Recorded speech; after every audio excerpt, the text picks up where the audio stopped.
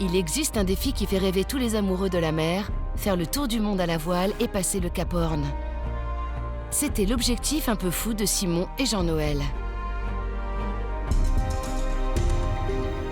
Leur voyage doit les mener du sud de la France jusqu'à Ushuaia en Argentine.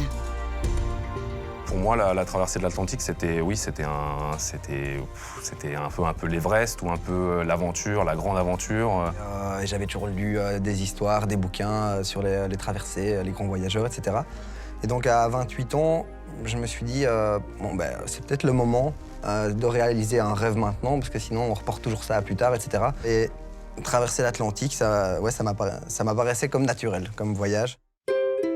À l'époque, les deux garçons ne se connaissaient pas encore. C'est sur un site internet spécialisé dans la recherche d'équipiers qu'ils se rencontrent, puis qu'ils font la connaissance du capitaine qui promet de réaliser leur grand rêve d'évasion. Ce capitaine-là, en fait, avait construit son bateau pendant 5 ans. Et son rêve, c'était de suivre les traces de Charles Darwin et donc faire le tour du monde comme ça. Et je me suis dit, je vais l'accompagner le maximum possible, quoi. Je m'étais donné 1 an de voyage. Donc moi, ça fait une étincelle comme ça, je dis waouh, génial. Après, moi j'avais quelques expériences de navigation, mais jamais vraiment au large. Moi, j'avais fait du côtier, de la régate, ce genre de choses. Les 3 nouveaux compagnons s'engagent donc dans un voyage de 45 000 km. Ils partent de Marseille direction le bout du monde.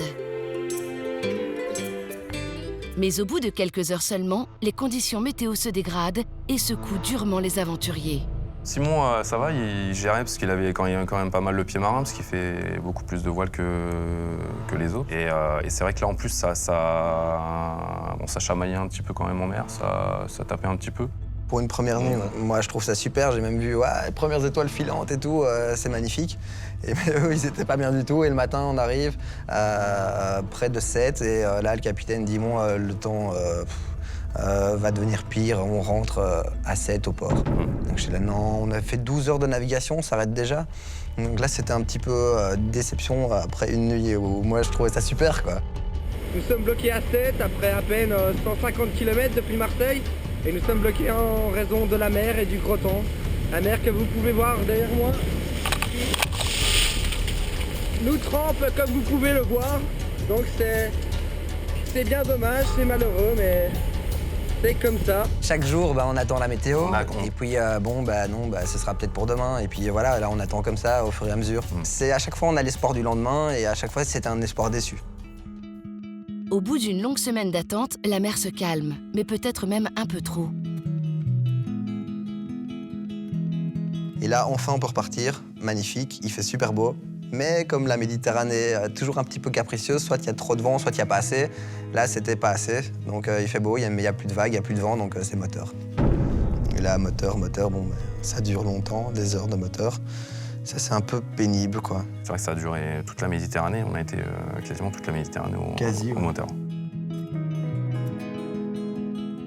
À ce moment-là, tout se passe bien, on avance, même si c'est au moteur, c'est un peu décevant. Au moins, les milles avancent et on a hâte de sortir de la Méditerranée. Parce que vu qu'il n'y a pas de vent, il y en a trop, etc., on veut aller dans l'Atlantique, là où les choses sérieuses commencent, où les alizés, on peut aller les rejoindre, des vents réguliers, etc. Et donc on arrive en Andalousie, donc au sud de l'Espagne. On n'est plus très loin, on est à 2 jours de navigation de Gibraltar.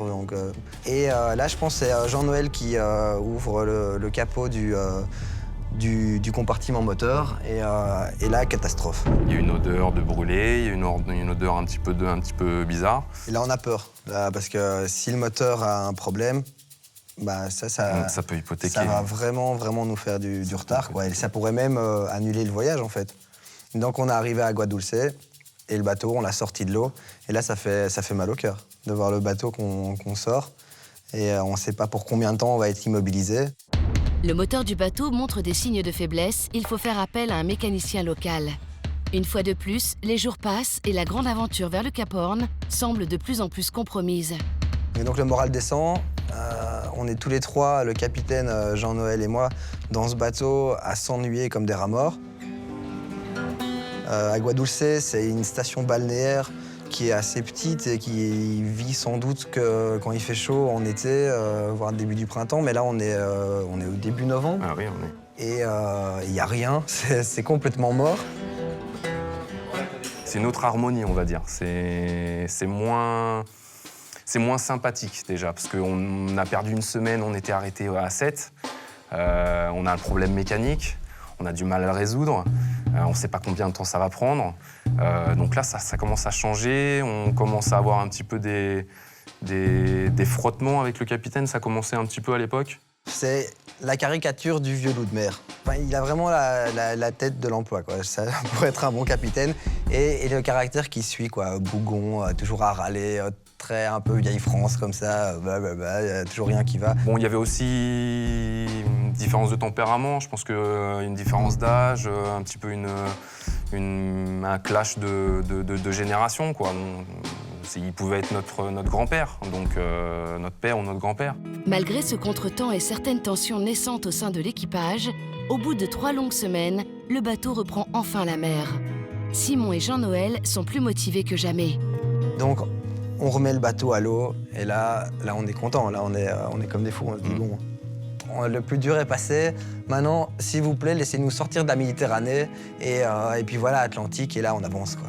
Il nous a fallu une nuit pour arriver à Gibraltar, et ça a été une nuit, mais une de mes plus belles nuits de toute ma vie. L'eau était pleine de plancton, et le plancton, quand ça bouge, en fait, quand il y a du mouvement, ça devient tout phosphorescent. Et on a eu de la chance énorme d'avoir un groupe de dauphins qui nous a suivis toute la nuit. Et on était comme des fous, quoi. Ça faisait comme des espèces de torpilles qui arrivaient sur le bateau, comme ça, au loin. Et c'était juste après la grosse galère des 3 semaines d'Agua Dulce, avoir cette nuit-là, c'était un cadeau. C'était un vrai cadeau. Et puis arriver à Gibraltar, enfin à la porte sur l'Atlantique. Donc là, on se dit, bon voilà, là c'est chouette, quoi. Les choses sérieuses commencent. Ça y est, le bateau vogue enfin sur l'Atlantique. Si tout va bien, dans quelques semaines, ils atteindront le Cap Horn. Mais ce serait trop beau. Le capitaine décide de finalement arrêter à Agadir. Alors que les conditions étaient parfaites. Le vent, il y avait un bon 25-30 nœuds, donc ça avance bien, le bateau, il donne bien, etc. Mais c'est fatigant pour lui, c'est un peu stressant. Il décide d'aller à Agadir. Et on a découvert que le capitaine, il avait fait un magnifique bateau, il s'était quand même bien épuisé à la tâche, et il a un peu ruiné sa santé. Et donc, il avait construit ce bateau pendant 5 ans pour faire ce tour du monde, et il voulait vraiment le faire, mais il était fatigué, quoi. Donc, nous, on essaye de relativiser, c'est son bateau, autant qu'il aille doucement, mais qu'on continue à avancer plutôt que ce soit terminé. Et donc, à ce moment-là, effectivement, on voit qu'on perd pas mal de temps, et chaque jour, on se dit, on n'y arrivera pas, on n'y arrivera pas, on n'y arrivera pas. Ushuaia, le Cap Horn semblait à chaque fois plus compromis. Donc, ça, c'était un peu dommage. Dépendant du capitaine, les 2 matelots n'ont pas d'autre choix que prendre leur mal en patience. Et après une semaine passée à Agadir, le capitaine est à nouveau prêt à prendre le large. Et on quitte Agadir, et là, une belle houle régulière de l'Atlantique, un bon vent, on commence à toucher enfin les alizés, et puis là, ça a été royal jusqu'au Cap-Vert, en fait. Pendant 9 jours, le bateau a avancé une belle moyenne, on était à un peu plus de 7 nœuds de moyenne. Il faisait beau, on commence à enlever un peu les vêtements, il commence à faire bon la nuit aussi. En novembre. Ouais. Le ciel, on se rapproche de l'équateur, quoi. Le ciel, mais incroyable. On passe l'équateur, il est 23h30 le 24 décembre 2012. Et c'était la première fois pour tout le monde, même pour le capitaine. De croiser l'équateur. Nous sommes en pleine effervescence, tout excité à l'idée de passer cette ligne mythique, ce point le plus large du monde. Je parle bien entendu de l'équateur qui sépare l'hémisphère nord de l'hémisphère sud. 5, 4, 3, 2, 1, ouais, l'équateur, on est dans le sud, ouais.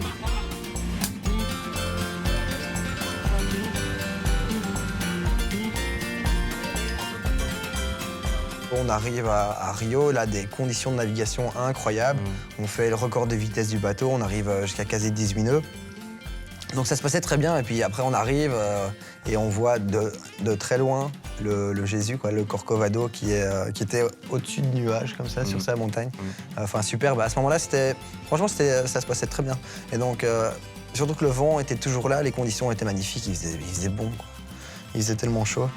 L'arrivée à Rio de Janeiro était censée être un moment unique pour l'équipage, mais Jean-Noël n'en profite pas vraiment. J'avais un petit peu des difficultés, de plus en plus de difficultés avec le capitaine, en fait. Je pense qu'on n'avait pas un caractère Très compatible. Je pense que, ouais, il y a eu le clash, quoi. Il y a eu le clash. Et puis un jour, j'ai dit non, c'est bon. Je peux pas aller plus loin. Donc je lui ai plus ou moins dit ses 4 vérités. Et puis il m'a gentiment demandé de débarquer du bateau, donc à Rio.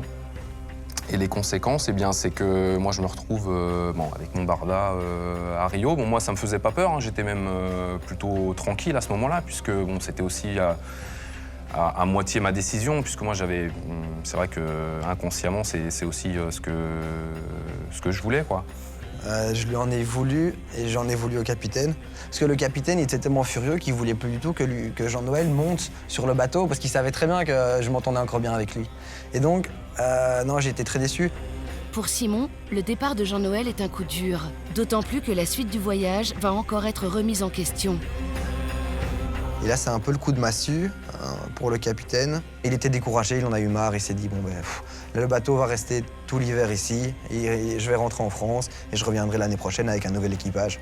Et c'est ce qu'il a fait. Mais du coup, pour moi, c'était, voilà, Simon, désolé, le voyage s'arrête ici.